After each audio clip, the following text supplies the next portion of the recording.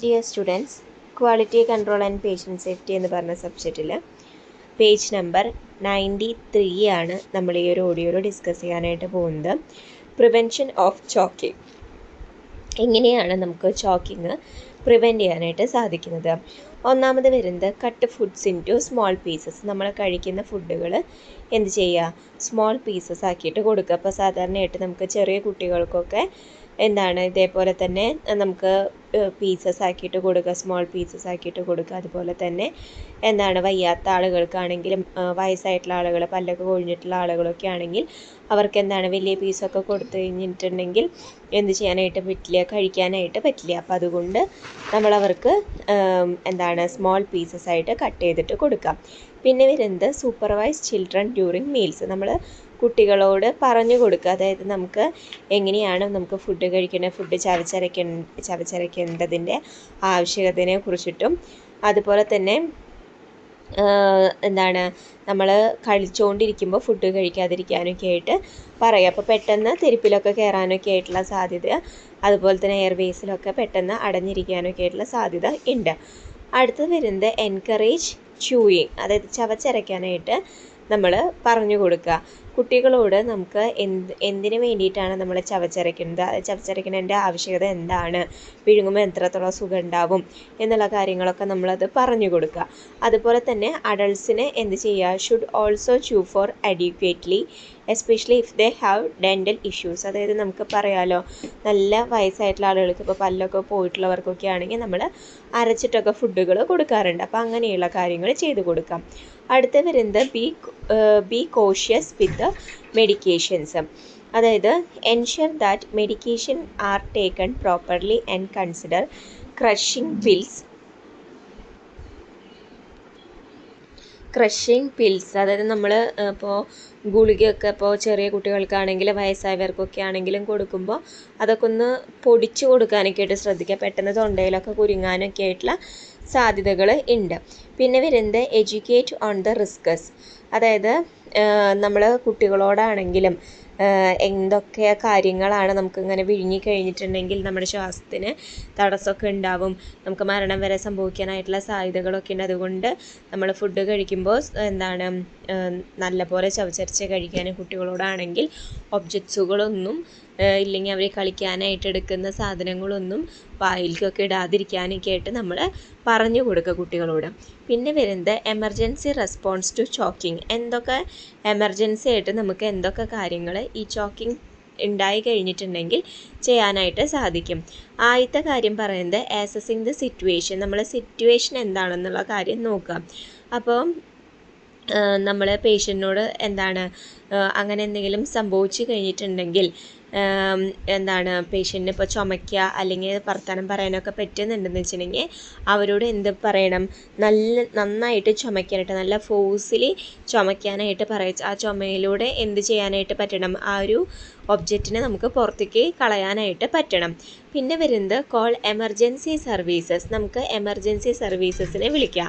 അപ്പോൾ നമ്മുടെ പേഷ്യൻറ്റിന് ബ്രീത്ത് ചെയ്യാനോ ചുമയ്ക്കാനോ വർത്തമാനം പറയാനോ ഒന്നും പറ്റുന്നില്ലെന്ന് വെച്ചിട്ടുണ്ടെങ്കിൽ വേഗം തന്നെ നമ്മൾ ആംബുലൻസിനെ വിളിച്ചിട്ട് പേഷ്യൻറ്റിനെ കൊണ്ടുപോവുക. പിന്നെ വരുന്നത് പ്രൊവൈഡ് അസിസ്റ്റൻസ്. എന്താണ് പ്രൊവൈഡ് അസിസ്റ്റൻസ് എന്ന് വെച്ചിട്ടുണ്ടെങ്കിൽ നമുക്കിപ്പോൾ ഒരു അഡൾട്ട്സിനാണെങ്കിലും ചിൽഡ്രൻ ഇപ്പോൾ ഓവർ 1 ഇയർ ഓൾഡായിട്ടുള്ള കുട്ടികൾക്ക് നമുക്ക് ചെയ്യാനായിട്ട് പറ്റുന്ന കാര്യമാണ് ബാക്ക് ബ്ലോസ് എന്ന് പറയുന്നത്. അപ്പോൾ എന്താണ് ഈ ബാക്ക് ബ്ലോസ് എന്ന് വെച്ചിട്ടുണ്ടെങ്കിൽ, നമ്മൾ ആർക്കാണോ ഈ ചോക്കിങ് എന്ന് പറഞ്ഞിട്ടുള്ള കണ്ടീഷൻ ഉണ്ടായിട്ടുള്ളത് അവരുടെ പിന്നിൽ നിന്ന് കഴിഞ്ഞിട്ട് അതായത് നമ്മുടെ ഒരു കയ്യിൻ്റെ ആ ഒരു ഹീല് പുറത്തേക്ക് നന്നായി തട്ടിക്കൊടുക്കുക എന്നുള്ളതാണ് എന്ന് പറയുന്നത് ബാക്ക് ബ്ലോസ് എന്ന് പറയുന്നത്. നമ്മൾ തട്ടിക്കൊടുക്കുന്ന ഭാഗം എന്ന് പറയുന്നത് ബിറ്റ്വീൻ ഷോൾഡർ ബ്ലേഡ്സിന് ഇടയിലായിട്ട് നന്നായിട്ട് എന്ത് ചെയ്യണം, നമ്മുടെ കയ്യിൻ്റെ ഹീല് കൊണ്ട് നന്നായിട്ട് തട്ടിക്കൊടുക്കുന്നൊരു കണ്ടീഷനാണ് ഇതെന്ന് പറഞ്ഞിട്ടുണ്ടെങ്കിൽ. രണ്ടാമത് വരുന്നത് അബ്ഡോമിനൽ ത്രസ്റ്റേഴ്സ് എന്ന് വെച്ചിട്ടുണ്ടെങ്കിൽ നമ്മൾ ചെയ്യുന്നത്, നമുക്ക് ഈ ബാക്ക് ബ്ലോസ് കഴിഞ്ഞിട്ട് എന്ത് ചെയ്യാണ്, perform 5 abdominal thrusters by wrapping your arms around the person, placing your fist just above their navel and thirsting inward and upward.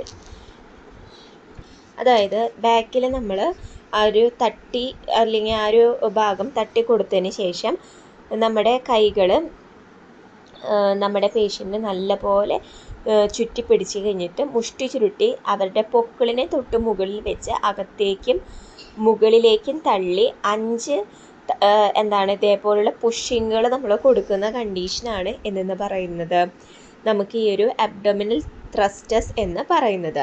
അടുത്ത വരുന്നത് ഫോർ ഇൻഫാൻസ്, അതായത് നമുക്കൊരു അണ്ടർ 1 ഇയർ ഓൾഡ്, അതായത് 1 വയസ്സിന് താഴെയുള്ള കുട്ടികൾക്കാണ്. അവർക്കും ഇതേപോലെ തന്നെ ബാക്ക് ബ്ലോസ് നമുക്ക് ചെയ്യാം.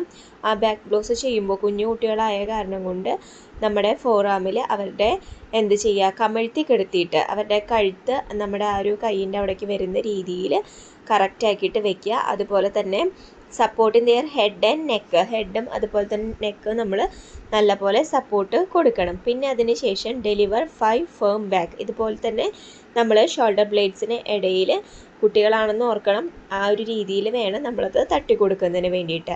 നെക്സ്റ്റ് വരുന്നത് ചെസ്റ്റ് ത്രസ്റ്റസ്. ചെസ്റ്റ് ത്രസ്റ്റസ് എന്ന് പറയുമ്പോൾ turn the infant face up, അതായത് കുട്ടീനെ നമ്മൾ തിരിച്ച് കിടത്തിയതിന് ശേഷം തിരിച്ച്